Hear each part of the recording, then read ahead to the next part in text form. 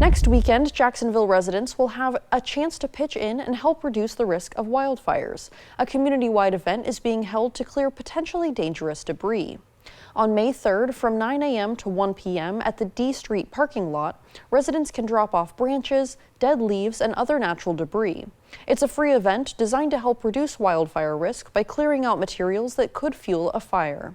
A lot of the dead debris that's just kind of hanging around the houses, a lot of times it just kind of accumulates and it gathers up and it poses fire hazard and risk.